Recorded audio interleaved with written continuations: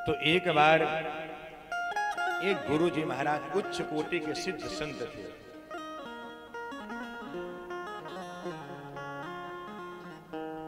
उनके दो भाई दोनों शिष्य बने।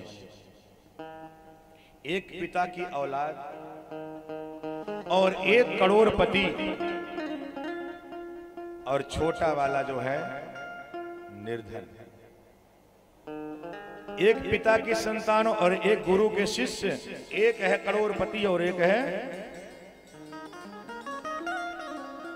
जो करोड़पति है वो मदिरा पान करने लगा, धीरे धीरे व्यभिचार करने लगा, मांस भक्षण करने लगा। क्योंकि धन आ जाए, धन लक्ष्मी के वाहन कितने हैं? लक्ष्मी किस किस में आती है बोलो ना। तो हमको सुनाई नहीं देता। लक्ष्मी के वाहन कितने हैं?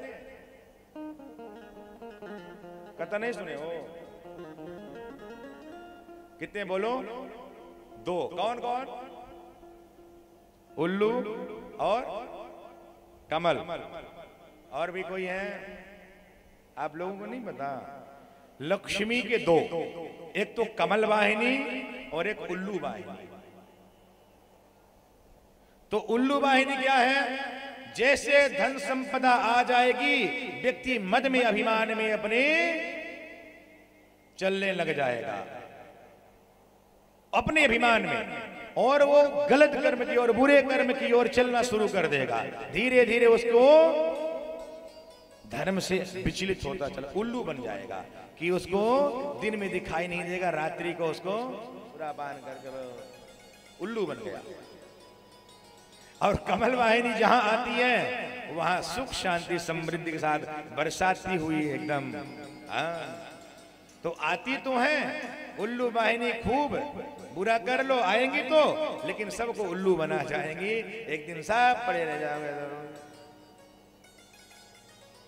एक शेठ था, इतना बड़ा कारोबार हुआ और उसका बेटा बीमार पड़ा। महाराज सारा संपत्ति, सब फैक्ट्री, सब कारोबार बिच गए उसके संपत्ति। अंतिम में बेटा भी उनका चला गया। तो ये संपदा किस रोड पे आ गया। तो इसीलिए उल्लू वाहिनी को प्रयास करना कि उल्लू वाहिनी घर में ना आए। आए तो कमल वाहिनी आए, और घर में, जिस घर में परस्पर प्रेम होने लग जाए, सब समझ लेना अब सब में एकता हो गई है।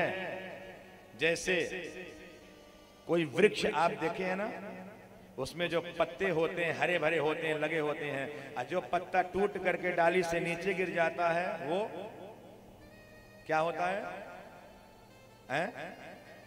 हरा भरा हो जाता है।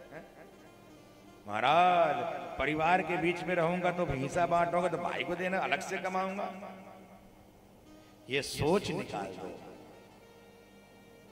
ये सोच को निकाल दो मेरे प्यारे। जब पत्ता टूट जाएगा वो सूख जाएगा, और जो डाल के साथ जुड़ा हुआ है वो हरा भरा रहेगा। इसलिए एकता में बहुत ताकत है। अपने घर को एक बनाने का प्रयास करो। हमारी सभी बहुओं से भी निवेदन है कि अपने सास ससुर जेठ देवर सबका सम्मान बराबर करें। ये नहीं कि हमारा बस अब तो हमारे पति कमा रहे हैं तो अब तो हमारे सब खर्चा चल रहा है।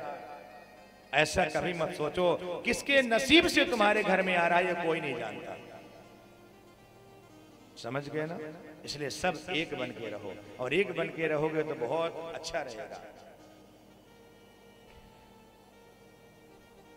तो महाराज लक्ष्मी के दो वाहन, कमल वाहिनी और उल्लू वाहिनी। इसलिए उल्लू वाहिनी का प्रयास करना कि घर में ना आए, और जहां कलह शुरू हो जाए, आपस में झगड़ा शुरू हो जाए, समझ लेना अब हमारे यहां उल्लू वाहिनी आ गई।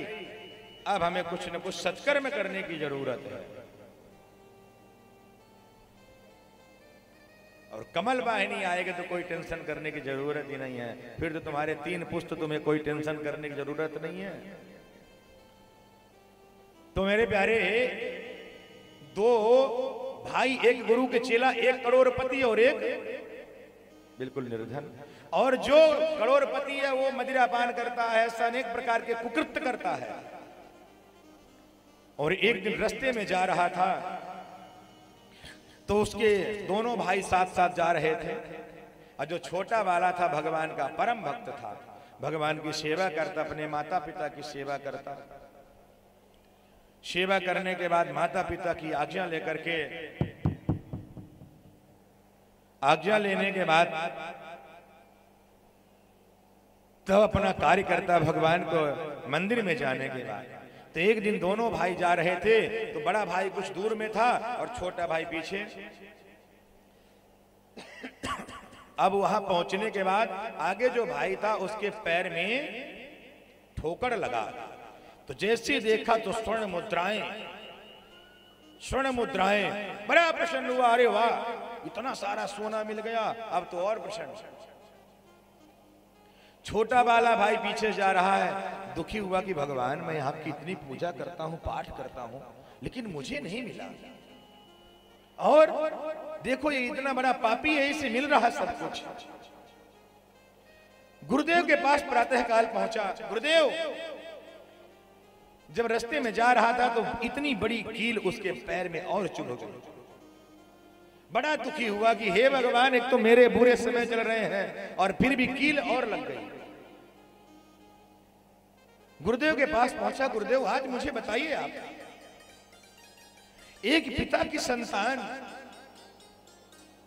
और बड़ा इतना धनवान, और मैं इतना, और मैं देखो वो कितना सुखी है, और मैं देखो मेरे पैर में कील लग गई, अब बताओ मैं क्या करूं।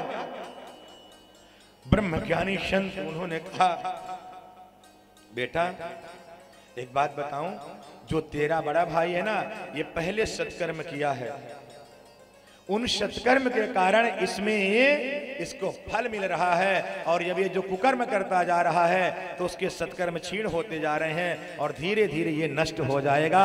और देख आज तेरी मृत्यु होने वाली थी, लेकिन ये कील में तेरा मृत्यु टल गई। क्यों?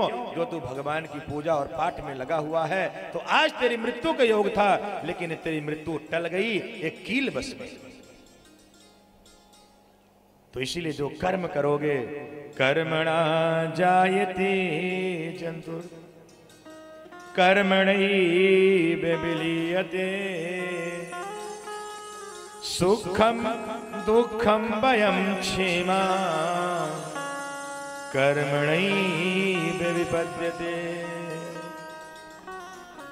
मान लीजिए आप यदि आम का पेड़ लगाए हो तो फल तो आम का ही मिलेगा ना। तो बोया पेड़ बबूल का तो आम कहां से हो। अगर बबूल का लगाओगे तो कांटा मिलेगा, और आम का लगाओगे तो आम का फल मिलेगा। इसलिए अब कर्म की रेखा है। अब देखो फल भी लगाते हो तो 5 साल इंतजार करते हो, तो जो आप कर्म कर रहे हो इसका जरूर आपको फल मिलेगा। लेकिन कर्म अच्छे ही करते जाना, तो ये जन्म तो आपका चकाचक रहेगा ही, अगली बार भी आपको जहां भगवान भेजेंगे खूब कृपा करके भेजेंगे।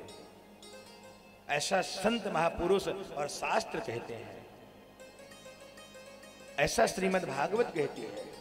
अब देखो बेन महाराज के पाप के कारण, राजा थे, उनके पाप के कारण पृथ्वी में अन्न धन नहीं होता है।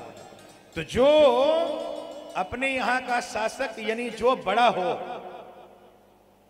उसको धर्म करने का अधिकार है। यदि धर्म नहीं करता तो ऐसे व्यक्ति को राजपद भी रहने का, उसके पाप के कारण पूरी प्रजा को भोगनी पड़ती है।